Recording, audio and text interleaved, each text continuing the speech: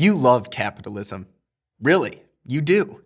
And you can't stand big government. Really, you can't. Don't believe me? Then I'll just have to prove it to you. Do you use an iPhone, Android, Macbook, PC? Read on a Kindle? Watch TV and movies on Netflix? Videos on YouTube? Shop on Amazon? Listen to Spotify? Search on Google? Send money on Venmo? Grab a ride with Uber? Drive with Waze? Book a room with Airbnb? Are you on Facebook or Instagram or Snapchat? You probably use many, if not all of these things. And if you're like me, you love them. In today's world, they're practically necessities. Where do you think they came from? From entrepreneurs with great ideas and the freedom to test them in the marketplace. That is what is known as capitalism. Now consider some other things you probably use. Have you been to the DMV? Gone through airport security? Mailed a package at the post office? Called the IRS customer service line? Or called any government office for that matter? What's different? Why is going to the Apple Store so fun, but going to the DMV so painful? Because one has nothing to do with government, and one is the government.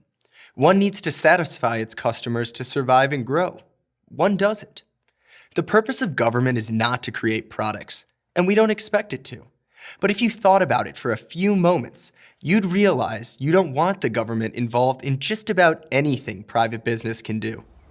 That's because profit-motivated individuals have to work to please their customers. You, government agencies, don't have to please anyone. Call that IRS service line if you doubt me. Can you imagine if Steve Jobs had to seek government approval for every new design of the iPhone? We'd have been lucky to get to the iPhone 3G. Look at Uber.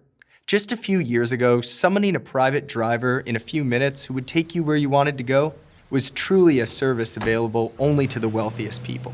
But now, thanks to capitalism, private rides are an affordable option for ordinary people all over the world. Until Uber came around, if it started to rain in, say, Manhattan, and you wanted to grab a cab, good luck. Too many rain-drenched people and too few cabs. Uber had a better idea. Rain falls, demand for rides spikes. Raise prices to incentivize more Uber drivers to hit the road. Ride in the rain problem solved. Airbnb is another example. Only a few years ago, if you were going on vacation with your friends or family, hotels were just about your only option.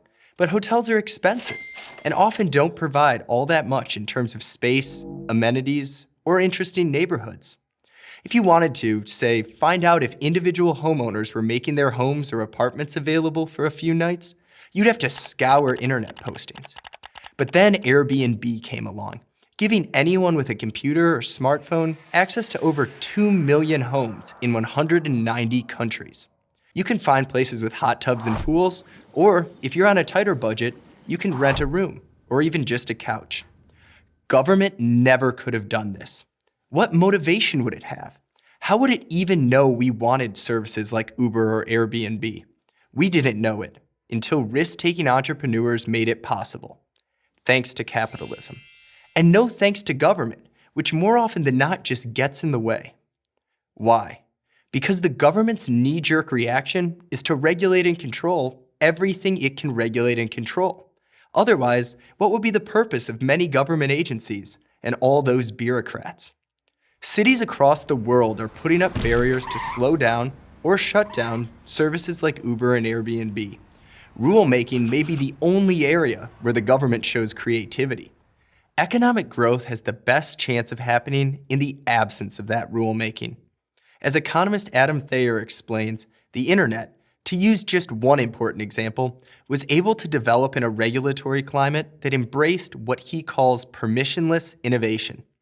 This approach to regulating allows entrepreneurs to meet their customers' needs without first seeking government approval.